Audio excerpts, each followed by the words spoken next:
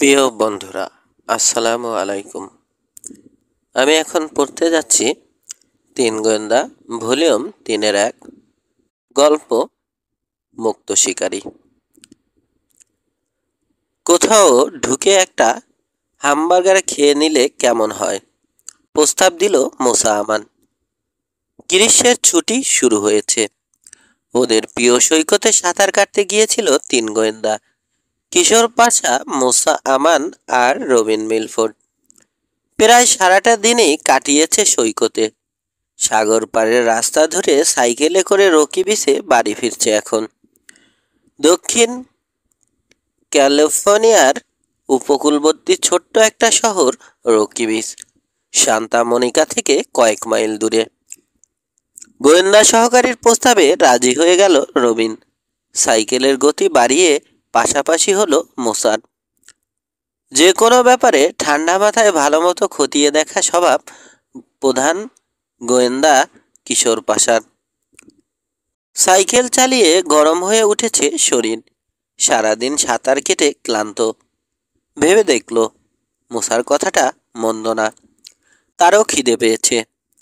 সামনেই পথের পাশের পাহাড় চূড়ায় পুরানো স্ন্যাক্স রেস্টুরেন্টটায় থেমে কিছু খেয়ে নিলে ভালোই হয়। পেটও ঠান্ডা হবে, বিশ্রামও হবে। কিন্তু হ্যাঁ বলল না কিশোর, আরও খতিয়ে ভাবল। এখন বাজে বিকেল 3টে। নাস্তা করেছে সেই সকাল 6টায়। কিছু মুখে না দিয়ে বাড়ি ফিরলে মেরি চাচি যদি শোনেন এত বেলা পর্যন্ত কিছু খায়নি ওরা, বকা যে কি পরিমাণ দেবেন। না, খেয়ে নেয়াই ভালো। ঠিক আছে, চেঁচিয়ে সামনের সঙ্গী দুইজনকে বলল কিশোর, সামনে থামো, ওশন সাইড রেস্তোরাঁয় খাবো। এ সময়ে ভিড় থাকে না। 1-1.5 ঘন্টা আগেই দুপুরের খাওয়া খেয়ে চলে গেছে লোকে। রেস্তোরাঁ প্রায় খালি।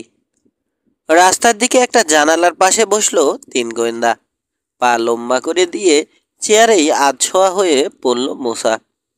মেনু দেখায় মন দিল রবিন। ঘরে যে কজন খদ্দের আছে তাদেরকে দেখছে কিশোর।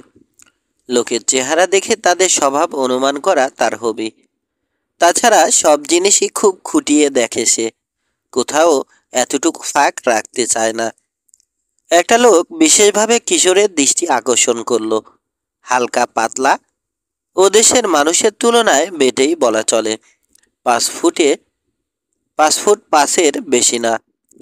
গাঢ় বাদামি স্যুট পরনে, সাদা শার্ট, গলার কাছে 2টো বোতাম খোলা, চোখা কালো জুতো, অবিশ্বাস্য রকমের বড় পায়ের পাতা। বুক পকেটে ভাঁজ করে রাখা একটা কাগজ, তার কয়েকটা শব্দ বেরিয়ে আছে, পড়া যায়। তা থেকেই বুঝল কিশোর লোকটার ঘোড়দৌড়ে নেশা আছে, জুয়ারি। কাউন্টারের সামনে 1 কাপ কফি নিয়ে টুলে বসেছে লোকটা। খালি নড়ছে, উসখুস করছে। খানিক পরপরই মাথা বাড়িয়ে জানালা দিয়ে উঁকি মারছে রাস্তার দিকে। বেশ বড়সড় টুলে বসেছে। পাশে রেখেছে চারকোনা একটা বাক্স। একটু পরপরই ছুঁয়ে দেখছে বাক্সটা জায়গা মতো আছে কিনা, যেন কেউ নিয়ে যাবে ওটা। একটা জালি কাপড় দিয়ে মোড়া বাক্স, কাপড়ের জোড়াগুলো নিপুণভাবে টেপ দিয়ে আটকানো। আরেকবার জানালার বাইরে লোকটা উকি দিতেই কিশোরও মাথা খানিকটা সরিয়ে চট করে দেখে নিল রাস্তায় কি দেখা যাচ্ছে। একই সঙ্গে চোখের কোণ দিয়ে লোকটার উপরও নজর রেখেছে। কই, তেমন কিছু তো না। প্রায় নিঃশব্দে চলে গেল কয়েকটা লিমোজিন। ওগুলোকে গুরুত্ব দিল না লোকটা। তারপর শোনা গেল মোটরের জোরালো গো গো আরেকটা গাড়ি আসছে। টুল থেকে লাফিয়ে উঠে জানালা দিয়ে বাইরে চেয়ে রইল লোকটা, সতর্ক দৃষ্টি। কারো আসার অপেক্ষা করছে বুঝি। একটা ক্যাম্পার গাড়ি দেখা গেল। আবার এসে টুলে বসে বলল সে। ভারী কোনো গাড়ি, ভ্যান বা ট্রাক জাতীয় কিছুর অপেক্ষায় রয়েছে লোকটা। ভাবল কিশোর। হামবার্গার নিয়ে এলো ওয়েটেস্ট। নিজের প্লেট টেনে নিল কিশোর। বনরুটির উপরের অংশ ছিঁড়ে আলাদা করে রেখে মাংসসহ বাকিটুকু তুলে নিল, কামড় বসালো। অবাক কাণ্ড, চোখ টিপল লোকটা। হেসে তার জবাব দিল কিশোর। ব্যাপারটাকে আমন্ত্রণ ধরে নিল লোকটা। চারকোনা বাক্সটা হাতে নিয়ে এগিয়ে এলো তিন গোয়েন্দার দিকে। সাঁতার কাটতে গিয়েছিলে? সাধারণ একটা প্রশ্ন লোকটার বলার ধরনে বিশেষ অর্থবহ হয়ে উঠল। চোখও টিপল সেই সঙ্গে। হ্যাঁ। হামবার্গারে মুখ বোঝাই মশার, হাসতে পারছে না ঠিক মতো। উইলস বিসে। উইলস বিস? মুছার কথার প্রতিধ্বনি করল যেন লোকটা। এজন্যেই এত খিদে পেয়েছে। চোখ টিপল। এমনি একটা কথার কথা বলল লোকটা, তাতে হাসির কিছু নেই, কিন্তু হেসে ফেলল তিন গোয়েন্দা। কথার সঙ্গে চোখ টেপাটা বেশ মজার মনে হয়েছে ওদের কাছে। লোকটাও হাসল। বসি তোমাদের কাছে? চোখ টিপল লোকটা। জানালার কাছে চেয়ার সরিয়ে নিল কিশোর। তার পাশের খালি চেয়ারে বসল লোকটা। বাক্সটা নামিয়ে রাখলো মেঝেতে। আমার নাম ছেলেটার, অস্কার ছেলেটার। বলতে বলতেই ডান চোখ টিপল বেশ জোর দিয়ে। নিজেদের নাম বলল তিন গোয়েন্দা। পরিচিত হয়ে খুশি হলাম, স্বাভাবিক কথা, কিন্তু লোকটা চোখ টেপা অস্বাভাবিক করে তুলল কথাটা। ভারী ইঞ্জিনের শব্দ শোনা যেতেই লাফিয়ে উঠে জানালা দিয়ে উকি দিল। একটা তেলের ট্রাক চলে গেল। আবার বসে পড়ল সে। আমার নাম ছেলেটার বটে, বলল সে, কিন্তু চোখ টিপি বলে সবাই ডাকে বিলিংকি। বলতে বলতেই আরেকবার চোখ টিপল। এবার আর হাসি এলো না ছেলেদের। খারাপ লাগছে লোকটার জন্যে। চোখ ইচ্ছে করে টেপে না, এটা তার মুদ্রা দোষ। চেষ্টা করেও ঠেকাতে পারে না। একসঙ্গে বসে চা খেলো ওরা। একটা $10 বিল ওয়েট্রেসের হাতে ধরিয়ে দিয়ে ছেলেটার বলল, হামবার্গারের দামও রাখুন। চোখ টিপল। না না, মানা করো না, আমি তোমাদের খাওয়ালাম। বন্ধু ভাবতে আপত্তি আছে? চোখ টিপল। কোমরে হাত রেখে দাঁড়িয়েছে ওয়েট্রেস। ছেলেটারে চোখ টেপার কি অর্থ করেছে কে জানে। রাগ দেখা গেল তার চোখে। কিছু বলতে গিয়েও বলল না। নোটটা নিয়ে গটমট করে হেঁটে চলে গেল। বিল রেখে ভাঙতি নিয়ে ফিরে এলো। মেহমানদারির জন্যে ছেলেটারকে ধন্যবাদ জানালো ছেলেরা। পরের কয়েক মিনিটেও ভারী কোনো ইঞ্জিনের শব্দ শোনা গেল না। ছেলেটার উত্তেজিত, কথা বলার পরিবেশ নয়। তাছাড়া কি বলবে? অর্ধেকটা রুটি রেখে দিয়েছিল বলে নিজেই নিজেকে ধন্যবাদ জানালো এখন কিশোর। চুপচাপ খাচ্ছে ওটা, কথা বলতে হচ্ছে না। উসখুস করছে অন্যেরা। অবশেষে কিশোরী সহজ করলো পরিবেশ। জিজ্ঞেস করলো, শান্তা মনিকায় থাকেন আপনি না? ঝট করে সোজা হয়ে গেল ছেলেটার। হাত চলে গেল বাক্সের উপর। পরের কয়েকটা সেকেন্ড তার ডান চোখটা দ্রুত বারবার উঠল নামলো। কি করে জানলে? শুকনো কণ্ঠ। লোকটাকে চমক দিতে চায়নি কিশোর। হাসল। না না, তেমন কিছু ভেবে বলিনি। এটা আমার কাছে খেলা, এক ধরনের খেলা, বুঝিয়ে বলল সে। পার্কিং লটে 3টে গাড়ি দেখলাম। একটার সামনের সিটে একটা খেলনা ভালুক পড়ে আছে। ধরে নিলাম ওটা ওই মহিলার। ওই যে সঙ্গে একটা মেয়ে। আরেকটা গাড়ির ছাদে দেখলাম সার্ফবোর্ড বাঁধা। সুগঠিত স্বাস্থ্য, রোদে পোড়া বিবর্ণ চুল এক তরুণ কোক খাচ্ছে কাউন্টারের কাছে দাঁড়িয়ে। তাকে দেখিয়ে বলল গোয়েন্দা প্রধান, ওই গাড়িটা ওর। কি করে বুঝলাম? স্বাস্থ্য আর চুল দেখেছেন? সার্ফবোর্ড নিয়ে ঢেউয়ের উপর দিয়ে ছুটে চলা ওকেই মানায় না? ছেলেটারের দিকে চেয়ে মাথা নাড়ল সে। বাকি থাকলো আর একটা গাড়ি, শান্তা মনিকার নাম্বার প্লেট। নীরবে কিশোরের দিকে চেয়ে আছে ছেলেটার। চমৎকার খেলা, একেবারে গোয়েন্দাগিরি। গোয়েন্দাই আমরা। কথাটা গোপন রাখার প্রয়োজন দেখল না কিশোর। এরা দুজন আমার সহকারী। পকেট থেকে একটা কার্ড বের করে ছেলেটারের দিকে বাড়িয়ে ধরল সে। বিড়বিড় করে পড়ল লোকটা। কিশোর পাশা, গোয়েন্দা প্রধান। মুসা আমান, সহকারী গোয়েন্দা। রবিন মিলফোর্ড, নথি গবেষক। টেলিফোন নম্বরটাও পড়ল। পাশা সালভেশিয়ানের নম্বর নয়, 3 গোয়েন্দার ব্যক্তিগত টেলিফোন নম্বর। নিজেদের রোজগার থেকে ওটার বিল দেয় ওরা। আশ্চর্যবোধক চিহ্নগুলো কেন? জিজ্ঞেস করলো ছেলেটার। অদ্ভুত সব রকম রহস্যের কিনারা করতে আমরা প্রস্তুত। বিশেষ বিশেষ সময়ে দুর্বোধ্য করে কথা বলা কিংবা কঠিন শব্দ ব্যবহার করা কিশোরের স্বভাব। মাথা জাগালো ছেলেটার। কি ভেবে কার্ডটা রেখে দিল পকেটে। খুব বেশি। থেমে গেল সে। কি বলতে চেয়েছিল? বেশি রহস্য, বেশি মক্কেল, না বেশি কেস? বোঝা গেল না। লাফিয়ে উঠে গিয়ে দাঁড়িয়েছে জানালার কাছে। ভারী মোটরের গর্জন কানে আসছে। শব্দের অসঙ্গতিই প্রকাশ করে দিচ্ছে দোষ আছে ইঞ্জিনে। কিশোরও তাকিয়ে আছে জানালা দিয়ে। পাহাড়ি পথের মোড় ঘুরে গো গো করতে করতে আসছে একটা গাড়ি। ড্রাইভারকে জাপানি বলে মনে হলো। ছেলেটারের দিকে ফিরল কিশোর, কিন্তু আগের জায়গায় নেই। দরজার কাছে চলে গেছে। আরেক মুহূর্ত পরেই বেরিয়ে ছুটে যাবে পার্কিং লটের দিকে। সবার আগে লাফ দিয়ে উঠল মুসা। নিয়মিত ব্যায়াম করে, শরীরের ক্ষিপ্ততাও তাই অন্য দুজনের চেয়ে বেশি। মেঝেতে রাখা বাক্সটা থাবা দিয়ে তুলে দৌড় দিল লোকটার পেছনে। এই যে শুনুন, চেঁচিয়ে ডাকলো সে, আপনার বাক্স। থামল না ছেলেটার।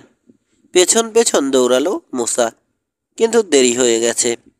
গাড়িতে উঠে দরজা বন্ধ করছে ছেলেটার। স্টার্ট নিয়ে সা করে বেরিয়ে গেল 2 দরজার কালো সিডান গাড়িটা। হাইওয়েতে উঠেই স্পিড বাড়িয়ে দিল। ফিরে এলো মুসা। বাক্সটা নামিয়ে রাখলো টেবিলের পাশে। নিচের ঠোঁটে চিমটি কাটছে কিশোর, গভীর ভাবনায় মগ্ন।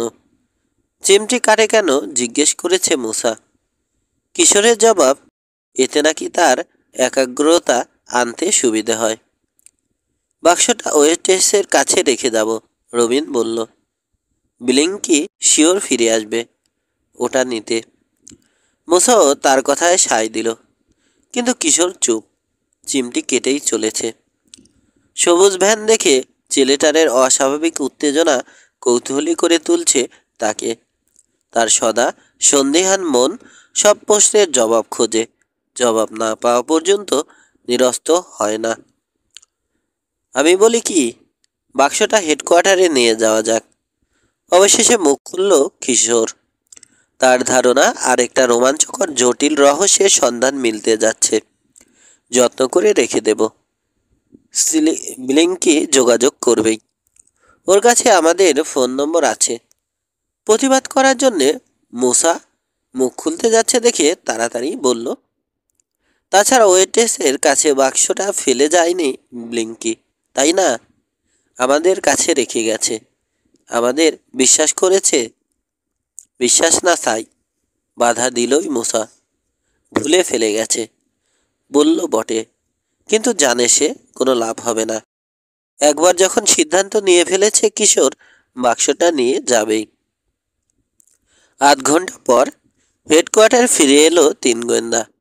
পাশা সার্ভিস ইয়ার্ডে 30 ফুট লম্বা একটা মোবাইল হোম টেলারের ভেতরে ওদের হেডকোয়ার্টার। অনেক দিন আগে পুরানো মাল হিসেবে কিনে এনেছিলেন ওটা কিশোরের চাচা রাশেদ পাশা। এতই বাতিল বিক্রি করতে পারেননি। জঞ্জালের তলায় চাপা পড়ে গেছে এখন পুরোপুরি। ওটাকে মেরামত করে ঠিকঠাক করে হেডকোয়ার্টার বানিয়েছে কিশোর। বেরোনোর আর ঢোকার জন্যে কয়েকটা গোপন পথ আছে, জানে শুধু ওরাই। টেলারের ভেতরে সাজানো গোছানো ছোট্ট একটা অফিস আছে।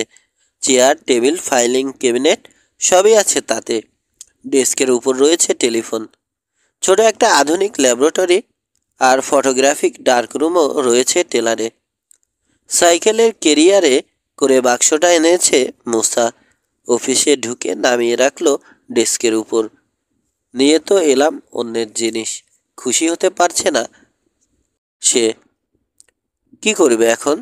খুলে দেখবে? ডেস্কের ওপাশে তার সুইভেল চেয়ারে বসেছে কিশোর। মাথা নাড়ল। সেটা বোধহয় উচিত হবে না। থেমে গেল। কুঁচকে গেছে ভুরু। কাত হয়ে কান ঠেকাল ওয়েল পেপারে মোড়া বাক্সটার গায়ে। শুনতে পাচ্ছে তিনজনেই। বাক্সের ভিতর মৃদু ফরফর শব্দ। জীবন্ত কিছু একটা রয়েছে। খাইছে, বলে উঠল মুসা। আর ফেলে রাখা গেল না, খুলতেই হচ্ছে। জন্তু জানোয়ারের ভক্ত মুসা। আগে প্রায়ই রাস্তা থেকে ভবঘুরে কুকুর বিড়াল ধরে নিয়ে আসতো পোষার জন্যে। একদিন তো কোথা জানি একটা রৌমোঠা রোগা বেতো গাধাই ধরে নিয়ে এসেছিল। মুসার মা তার ঠিক উল্টো। দু চোখে দেখতে পারে না জন্তু জানোয়ার। কুকুর বিড়াল পর্যন্ত সহ্য করেছেন তিনি, কিন্তু গাধাটাকে ঝাঁটাপেটা করে তাড়িয়েছেন। দু এক ঘা মুসার পিঠেও পড়েছে। এখন বাক্সের ভেতরে নড়াচড়া শুনে তার পুরানো ভালোবাসা মাথাচাড়া দিয়ে উঠল। হয়তো পোষার মতো কিছু পাওয়া যাবে, এমন কিছু যাতে মা আপত্তি করবেন না। ফরাত করে এক টানে বাক্সের কোণের সিস ক্লথ ছিঁড়ে ফেলল মুসা। খানিকটা তারের জাল দেখা গেল। পুরো কাগজটাই ছাড়িয়ে নিল সে। জালের খাঁচার ভেতরে একটা কবুতর। খুব সুন্দর একটা পাখি। ফুলে থাকা পালক, হাত পাখার মতো ছড়ানো লেজ। গাঢ় ধূসর পালকগুলো এত চকচকে, আলাদা একটা উজ্জ্বল বেগুনি আভা ছড়াচ্ছে। কিশোরী প্রথম লক্ষ্য করল খুঁতটা। পাখিটার একটা আঙুল নেই। ডান পায়ে তিনটেই আছে, কিন্তু বাঁ পায়ে দুটো। এত ছোট খাঁচায় রাখা যাবে না, বলল মুসা।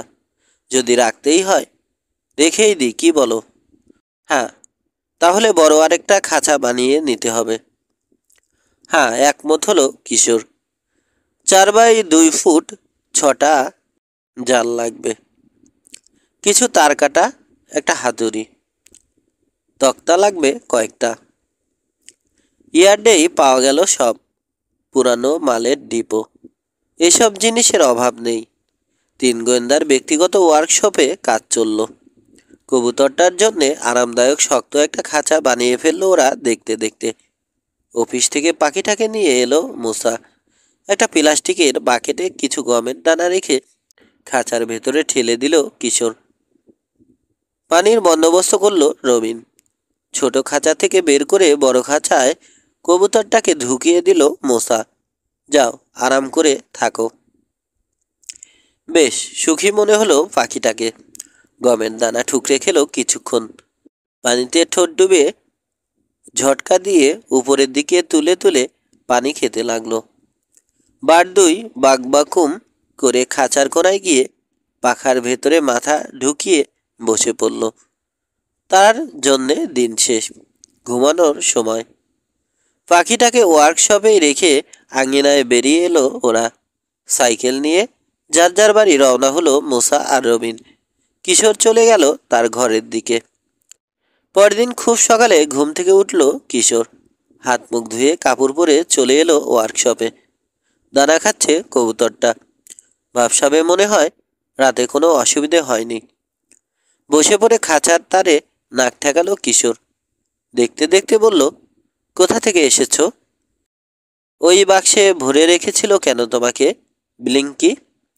এত নার্ভাস দেখাচ্ছিল কেন তাকে? কবুতরটাকে ঘিরে কোনো একটা ঘোর রহস্য রয়েছে। কি সেটা ভাবতে ভাবতেই হঠাৎ করে ব্যাপারটা চোখে পড়ল কিশোরের। রহস্যটা আরও ঘনীভূত হলো। পাখিটার 2 পায়েই এখন 3টে করে আঙুল। 2। ওটা বেলজিয়ান রেসিং হোমার, বলল রবিন। মানে ওই দুটোই। নতুন কবুতরটা দেখার পরই গিয়ে দুই সহকারীকে ফোন করেছে কিশোর, কিন্তু নানা কাজের ঝামেলায় লাঞ্চের পরে ছাড়া আলোচনায় বসতে পারল না ওরা। রকিবিস পাবলিক লাইব্রেরিতে পার্ট টাইম চাকরি করে রবিন। সকালে ওখানেই গিয়েছিল। ছুটির পর একটা বই খুঁজে বের করে নিয়ে এসেছে। বই খুলে বেলজিয়ান রেসিং হোমারের রঙিন একটা ছবি দেখালো সে। ছবিটা দেখলো কিশোর।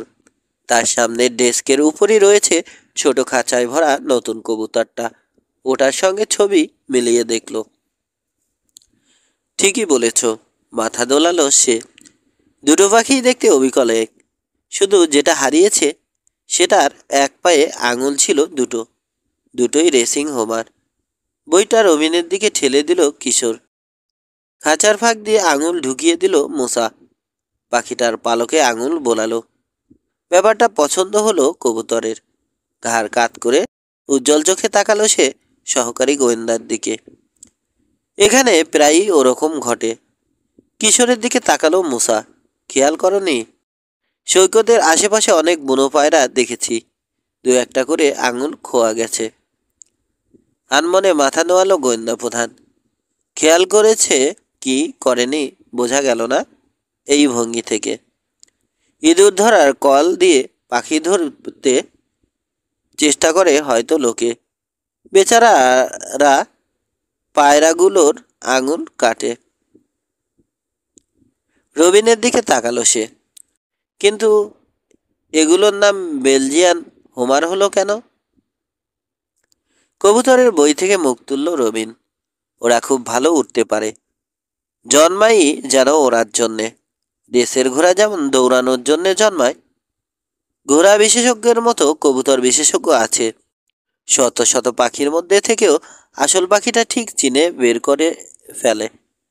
বইয়ের একটা বিশেষ পাতা ঝুড়িতে কিংবা খাঁচায় ভরে অনেক সময় খাঁচার চারদিকে ঢেকে নিয়ে যায় ওদেরকে লোকে। 500-600 মাইল দূরে নিয়ে গিয়ে ছেড়ে দেয়। পথ চিনে ঠিক বাড়ি ফিরে আসে পাখিগুলো। ঘন্টায় 60 মাইল গতিতে উঠতে পারে, একটাও পথ হারায় না। আবার বইয়ের দিকে তাকালো সে। বেলজিয়ামের জাতীয় খেলা এই কবুতর ওড়ানো। একবার করেছিল কি, একটা রেসিং হোমারকে ঢাকনাওয়ালা ঝুড়িতে ভরে জাহাজের অন্ধকার খুলে করে ইন্দো চায়নায় নিয়ে যাওয়া হয়েছিল। 7000 মাইল পেরিয়ে 24 দিন পর দেশে ফিরে এসেছিল ওটা বেলজিয়ামে। পুরোটাই তার জন্য অচেনা পথ ছিল। বিড়বিড় করল কিশোর। দেখি। বইটা নিয়ে মিনিট খানেক পড়ল মুসা। চেঁচিয়ে উঠল, খাইছে? খবর আনা নেয়ার কাজও দেখছি করে কবুতর। জানতাম না তো। ঐতিহাসিক ব্যাপার স্যাপার। গল জয় করার সময় সিজার কবুতর ব্যবহার করেছিলেন। আমেরিকান আর্মি বহু বছর ধরে কবুতর কাজে লাগিয়েছে।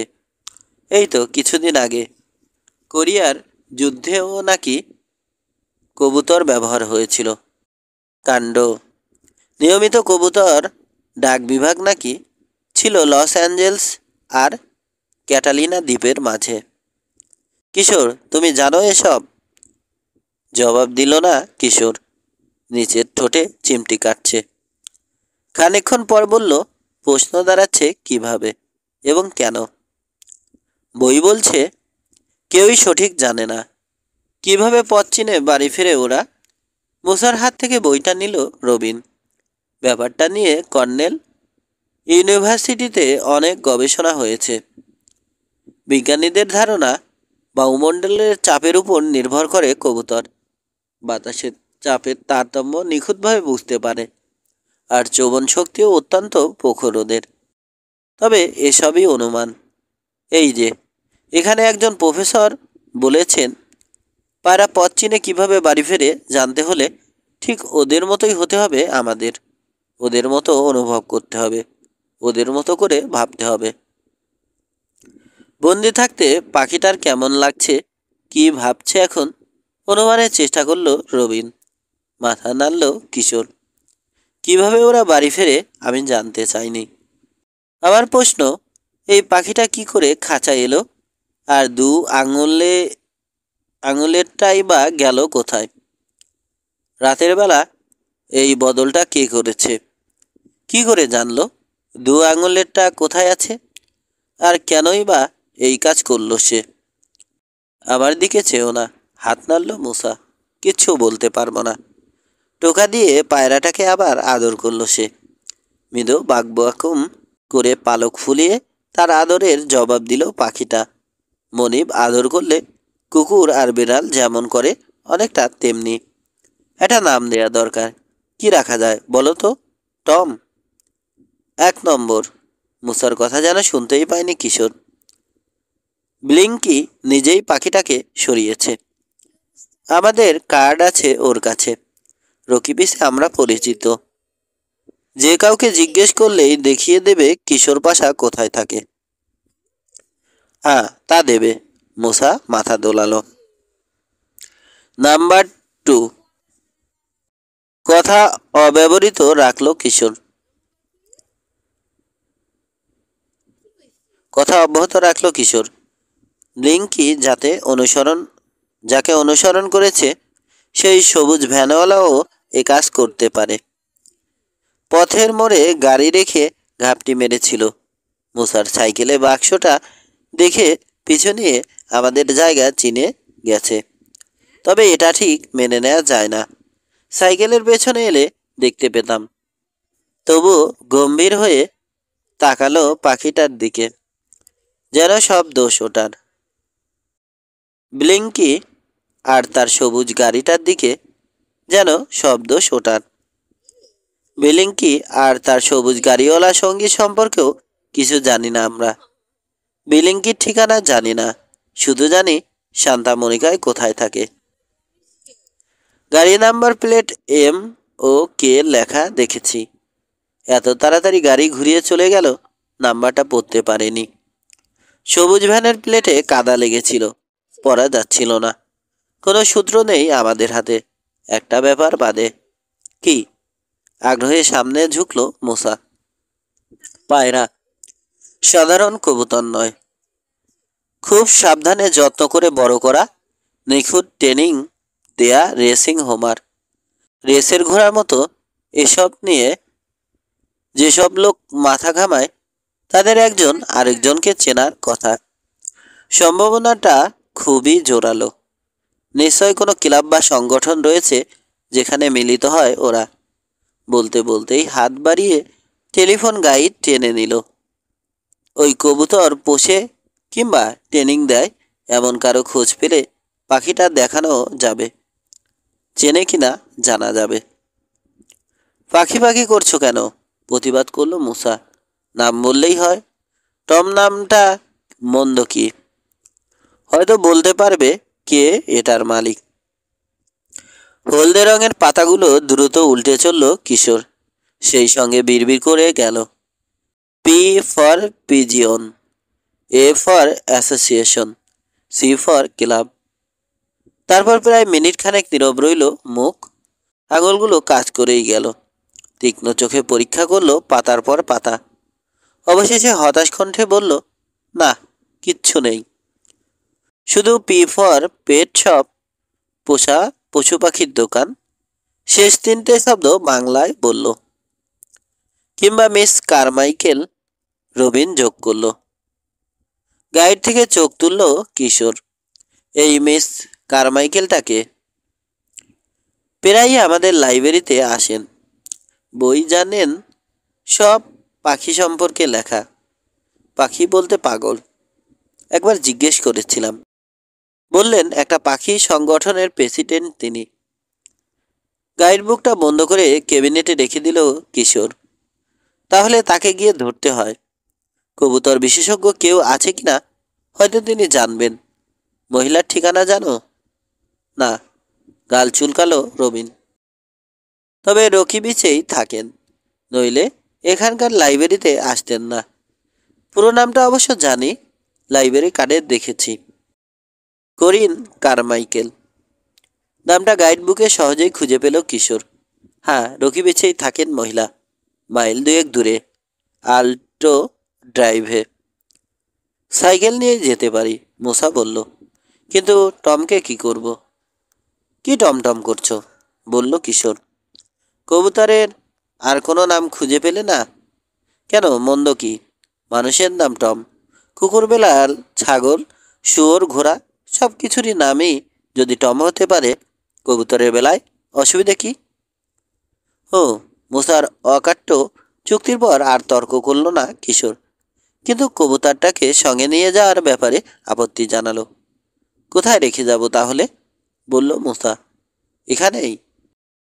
খুব কষ্ট পাবে। তার চেয়ে বাইরের বড় খাঁচাটায়। না, মাথা নাড়ল কিশোর। চুরির ভয় আছে। গত রাতের কথা ভুলে গেছো? তাহলে নিয়ে যাওয়াই ভালো। আমারও তাই মনে হয়। মুসার পক্ষ নিল রবিন।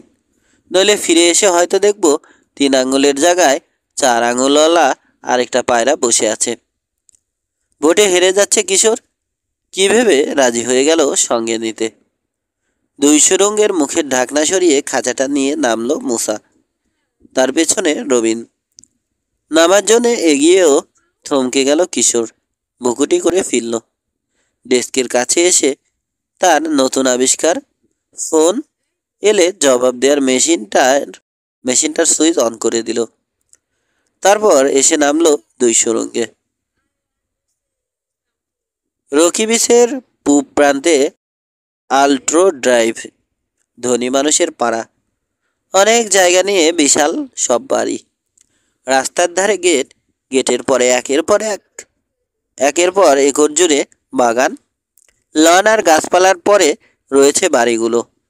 কোনটা আংশিক চোখে পড়ে, কোনোটা গাছের জঙ্গলের ওপাশে একেবারেই অদৃশ্য।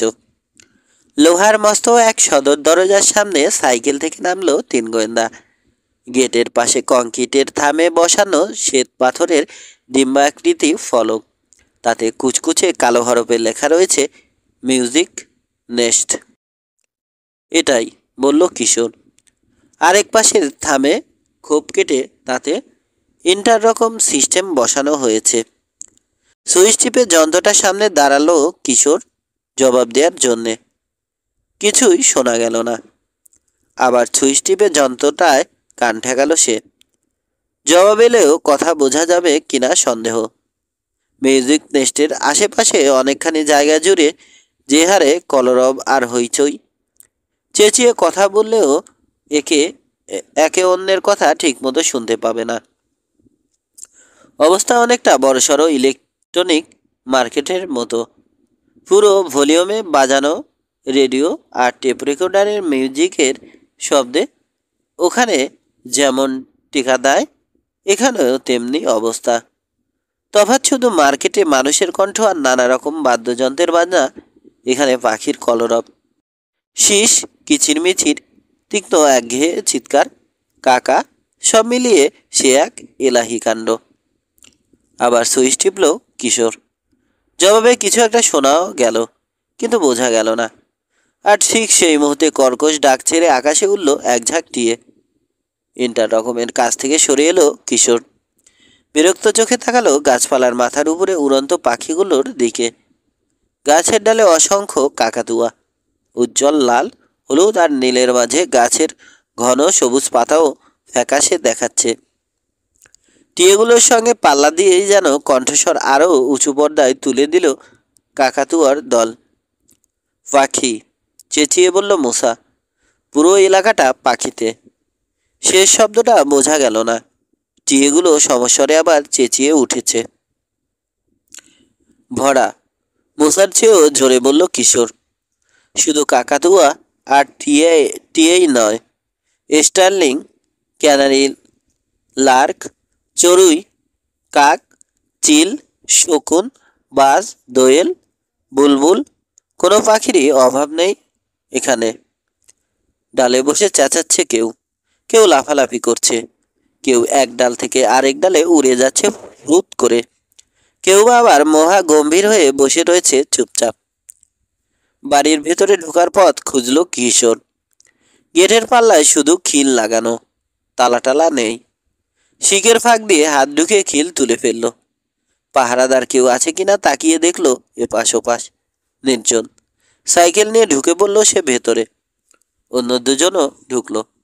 পাল্লা ঠেলে লাগিয়ে আবার জায়গা মতো খিলটা তুলে দিল মুসা। এবার কি? কিশোরের কানে মুখ ঠেকিয়ে জিজ্ঞেস করলো। গাছপালার ভেতর দিয়ে এঁকে বেঁকে যাওয়া গাড়ি চলা পথটা দেখালো কিশোর। সাইকেল চালিয়ে যাওয়ার ইঙ্গিত করলো। এগিয়ে চলেছে তিন গোয়েন্দা।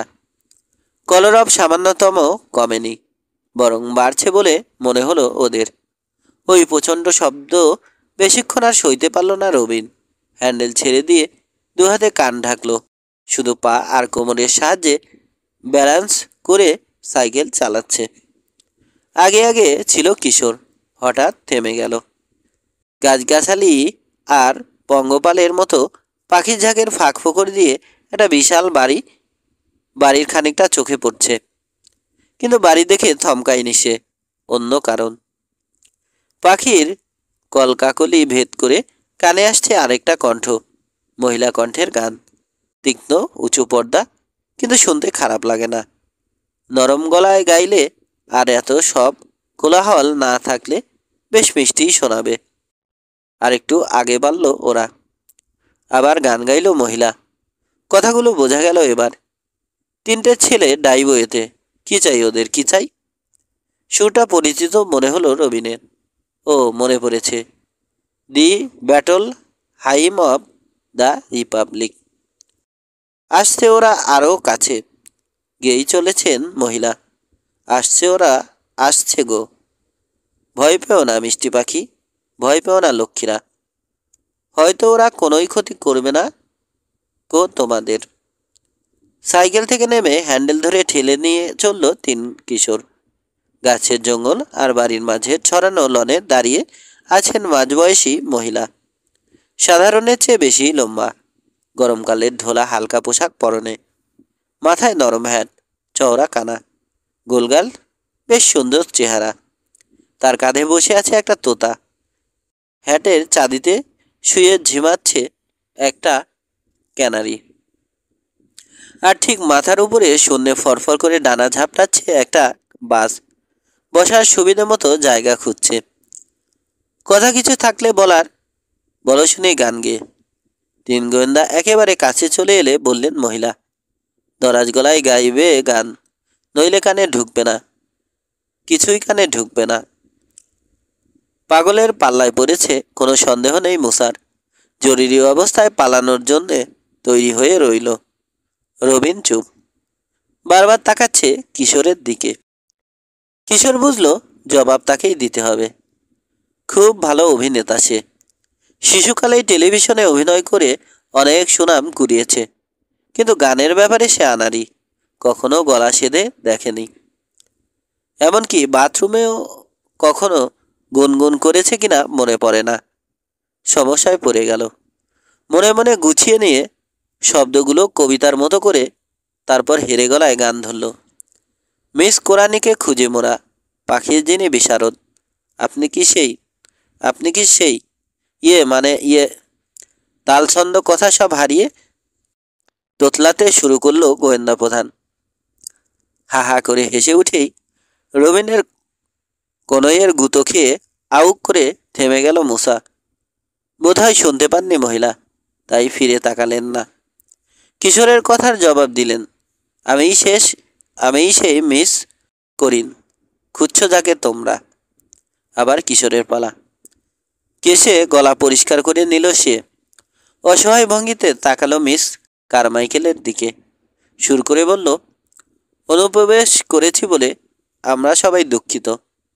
দি battle hymn of the republic ঠিক রাখতে হিমশিম খেয়ে যাচ্ছে সে। কিন্তু কোনো ছিল না উপায়। থেমে গেল সে। না, কথা আটকে যায়নি। তার প্রতি মনোযোগ হারিয়েছেন মহিলা। চেয়ে রয়েছেন মুসার হাতের খাঁচাটার দিকে। হাসলেন মিস কারমাইকেল, আন্তরিক হাসি। নেচে নেচে এগোলেন মুসার দিকে। এক লাফে পিছিয়ে গেল মুসা। দ্রুত একবার তাকালো দুপাশে, কোন দিকে দৌড় দিলে সুবিধা হবে আন্দাজ করল। কিন্তু দৌড় দিতে হলো না। তার আগেই গান গেয়ে উঠলেন মহিলা। সোনা আমার লক্ষ্মী সোনা, কি চমৎকার দেখিতে। টিট টিটিরাং, টিট টিটিরিং না, টিট টিটিরিং না, টিট টিটিরিং বলেই কবুতরের গলা নকল করে বাকবাকুম করে উঠলেন। ছো মেরে মুসার হাত থেকে খাঁচাটা ছিনিয়ে নিলেন মিস কারমাইকেল। বুকে জড়িয়ে ধরে আবার গাইলেন, সোনা আমার লক্ষ্মী সোনা, দেব ওদের পুরস্কার। টিট টিটিরিং না, টিট টিটিরিং না। 3। কি পুরস্কার? গিয়ে উঠে আবার থেমে গেল কিশোর। তার দিকে খেয়ালই নেই মহিলার। খাঁচার দরজা খুলছেন। প্লিজ, চেঁচিয়ে উঠল কিশোর, প্লিজ খুলবেন না। তারপর যথাসম্ভব ভদ্রভাবে মিস কারমাইকেলের হাত থেকে নিয়ে নিল খাঁচাটা। বলল, মনে কিছু করবেন না, এটা আমাদের পায়রা না। এরপর কি বলবে? মনে মনে ছন্দ সাজাতে গিয়ে সমস্যায় পড়ে গেল কিশোর। ব্যাখ্যা করে বোঝানো এক কথা, আর সেটা গান গেয়ে শোনানো, তাও আবার ব্যাটল হাইমসের সুর। না, অসম্ভব, পারবে না। জোরে জোরে চেঁচিয়ে এমনিতেই গলামুখ ব্যথা হয়ে গেছে, আর বেশিক্ষণ এই অবস্থা চালালে কথাই বলতে পারবে না শেষে। ব্যাটল অব হাইমসের ধার দিয়েও আর গেল না কিশোর। কিছু মনে করলে করুক গে মহিলা, সে না পারলে কি করবে? নিজেই একটা বেসুরো সুর বানিয়ে দিয়ে চেঁচালো, এখানে আর পারছি না, আর কোথাও চলুন না, অনেক কথা বলার আছে, দয়া করে শুনবেন কি? গলায় ঝোলানো 3 নড়ি মুক্তার হারটায় আঙুল বোলাচ্ছেন মহিলা। ছেলেদের দেখছেন। কিশোরভাবে খাঁচাটা নিয়ে নেয়ায় মনে আঘাত পেয়েছেন তিনি, তবে প্রকাশ করছেন না। কিশোরের কথায় মাথা ঝাঁকালেন, ইঙ্গিত করলেন বাড়ির দিকে। ঘুরে হাঁটতে শুরু করলেন। মাথার উপর চক্কর দিচ্ছিল বাজ পাখিটা। কাঁধে বসার আর সুযোগ হবে না বুঝে গিয়ে বসলো একটা ডালে। কাঁধের তোতাটা তেমনি বসে আছে। হ্যাটে বসা ক্যানারি ঝিমাচ্ছে আগের মতোই। মিস কারমাইকেলকে অনুসরণ করে বড় একটা জানালা গলে একটা ঘরে ঢুকলো 3 গোয়েন্দা। বিরাট বসার ঘর, প্রচুর আলো। আরও কয়েকটা জানালা রয়েছে, তবে সবগুলোই পুরো কাছে ঢাকা। খোলা জানালার কাছের পাল্লা বন্ধ করে দিলেন মিস কারমাইকেল। বাইরের কোলাহল তাতে কিছুটা কমল। দেয়ালে বসানো একটা বোতাম টিপলেন। জানালার ফ্রেমের উপরের একটা খাঁজ থেকে নেমে এলো পুরো কাচের পর্দা। ফ্রেমের নিচের দিকের খাঁজে শক্ত হয়ে বসে গেল। সঙ্গে সঙ্গে থেমে গেল কোলাহল, নীরব হয়ে গেল ঘর। চমৎকার ব্যবস্থা, ভাবল মুসা। একেবারে সাগরের তলার নীরবতা। স্কুবা ডাইভিংয়ের সময় এই নীরবতা খুব লাগে তার, খুব উপভোগ করে। প্রচণ্ড শব্দের পর এই হঠাৎ নীরবতায় হাঁপ ছাড়ল ছেলেরা। পায়রাটাকে ছেড়ে দিচ্ছ তাহলে? স্বাভাবিক কণ্ঠে বললেন মিস কারমাইকেল, কিশোরের দিকে চেয়ে। কিশোর বুঝল বাইরে পাখিদের সঙ্গে একাত্মতা রক্ষার জন্যই গানের মতো করে কথা বলেন তিনি। কিশোর জবাব দেওয়ার আগেই বললেন, মিস কারমাইকেল, আমি ভেবেছিলাম ওটাকে এখানে ছেড়ে দেওয়ার জন্য এনেছো। হ্যান্ডবিল ছেড়েছি আমি, পত্রিকায় ঘোষণা দিয়েছি, কেউ খাঁচায় বন্দি কোনো পাখি এনে এখানে ছাড়লে প্রতিটা পাখির জন্য $20 করে পুরস্কার দেব। বন্দি পাখি দেখলে বড় কষ্ট হয় আমার। এ ভারী নিষ্ঠুরতা। নিষ্ঠুর? প্রতিধ্বনি করল যেন তার কাঁধে বসা তোতাটা। নিষ্ঠুর, নিষ্ঠুর। পুরস্কারের ব্যাপারটা পরিষ্কার হলো ছেলেদের কাছে। কিশোর জানালো মিস কারমাইকেলকে, কবুতরটা তাদের নয়। কিভাবে কোথায় পাওয়া গেছে খুলে বলল। এখন পাখিটাকে তার আসল মালিকের কাছে ফিরিয়ে দিতে চায়। মিস কারমাইকেলের সঙ্গে কোনো একজন অভিনেত্রীর অনেক মিল আছে, ভাবছে রবিন। নামটা মনে করতে পারছে না। কিশোরের কথা শেষ হলে মুখ খুলল মুসা। আসল মালিকের কাছে টমকে ফিরিয়ে দিতে চাই। আমার বিশ্বাস ছেড়েই রাখা হবে ওকে। টম? গলার মুক্তোর হারে আঙুল বোলাচ্ছেন মিস কারমাইকেল। এটা কি রকম নাম হলো? না না, পাখির এমন নাম হওয়া উচিত না। তার চেয়ে অন্য কিছু রাখো, এই যেমন কোনো ধাতু কিংবা মূল্যবান পাথরের সঙ্গে মিলিয়ে। ওটার পালক নীলচে তো, এক কাজ করো, কোবাল্ট রাখো। দূর, নাক কোচকালো মুসা। ঠিক আছে, ঠিক আছে, একটা বিচ্ছিরি কিছু না ঘটে যায় এই ভয়ে তাড়াতাড়ি হাত তুলে বাধা দিল রবিন। নাম একটা হলেই হলো। কোবাল্ট নামটাও খারাপ না, কি বলো কিশোর? হ্যাঁ, যা বলছিলাম। রবিনের কথার জবাব দিল না কিশোর। ম্যাডাম। রবিনের কাছে শুনলাম। রবিনকে দেখালো সে। লাইব্রেরিতে নাকি পাখি নিয়ে ওর সঙ্গে আপনার আলোচনা হয়েছে। ভাবলাম আপনার কাছেই খোঁজ পাওয়া যাবে, তাই ছুটে এসেছি। রেসিং হোমারকে ট্রেনিং দেয় এমন কাউকে চেনেন? জবাব দিলেন না মিস কারমাইকেল। ছেলেদের পেছনে জানালার দিকে নজর। 1 মিনিট বলেই এগিয়ে গিয়ে দেয়ালে বসানো বোতাম টিপে জানালার কাচের পর্দা উঠিয়ে দিলেন। ঘরের ভেতর ঝাঁপিয়ে এসে পড়ল যেন প্রচণ্ড কোলাহল। জানালার পাল্লা খুললেন তিনি। পথের উপর দাঁড়িয়ে আছে একটা পাখি, একটা দোয়েল। জানালা খুলতেই উড়ে এসে বসলো চৌকাঠে। পাখিটার ঠোঁট থেকে কি একটা জিনিস নিলেন মিস কারমাইকেল। আহা, কি বুদ্ধিমান বন্ধু আমার, গান গেয়ে উঠলেন তিনি। তাই তো ওকে ডাকি হীরা। পাখিটা উড়ে বাগানের দিকে চলে গেল। আবার জানালা বন্ধ করে কাচের পর্দা নামিয়ে দিলেন মিস কারমাইকেল। ছেলেদের কাছে এসে বললেন, চুরি করা দোয়েল পাখির স্বভাব, তবে আমার পাখি দুটো এমন নয়। হীরা তো খাঁটি হীরা। অন্য দোয়েলটাও ভালো, চুরিদারি একদম করে না। তবে কোথাও কিছু পড়ে থাকলে হীরা সেটা কুড়িয়ে নেওয়া চাই। কত সুন্দর সুন্দর জিনিস যে সে এনে দেয় আমাকে। এই দেখো। মাংসল সাদা হাতের মুঠো খুলে দেখালেন তিনি। হীরা কি এনেছে? মস্ত একটা মুক্তো, ঝকপক করছে। এই নিয়ে 3টা হলো বললেন তিনি। 1 মাসে 3টা মুক্তো এনেছে। কোথায় পায় কে জানে। মুক্তো আমি খুব ভালোবাসি, পাখি আর মুক্তো। হ্যাঁ, যা বলছিলাম। আবার আগের কথা তুলল কিশোর। রেসিং হোমারকে ট্রেনিং দেয়। মাথা নাড়লেন মিস কারমাইকেল।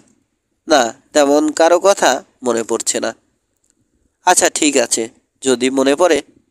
পকেট থেকে একটা কার্ড বের করে বাড়িয়ে ধরল কিশোর। দয়া করে এই নাম্বারে ফোন করে জানালে খুব খুশি হব। কার্ডটা ধরলেন মিস কারমাইকেল, কিন্তু পড়তে পারলেন না। তার আগেই ডাইভ দিয়ে নেমে এলো তোতা। কার্ডটা ঠোঁটে করে নিয়ে গিয়ে বসলো আবার আগের জায়গায়। আপনার অনেক সময় নষ্ট করলাম, থ্যাংক ইউ, বলল কিশোর। মহিলাকে পছন্দ করতে শুরু করেছে সে। তবে যে কাজে এসেছিল তার কিছুই হয়নি, কোনো রকম সাহায্য হলো না। সাউন্ডপ্রুফ এই ঘরটাতে এখন একটা খাঁচা মনে হচ্ছে তার। এখান থেকে বেরিয়ে যেতে পারলে বাঁচে। জানালার কাছের পর্দা সরিয়ে পাল্লা খুলে দিলেন মিস কারমাইকেল। একে একে বেরিয়ে এলো ছেলেরা মহাকোলাহলের মধ্যে। একবার ফিরে তাকালো কিশোর। তাদের দিকে নজর নেই মহিলার।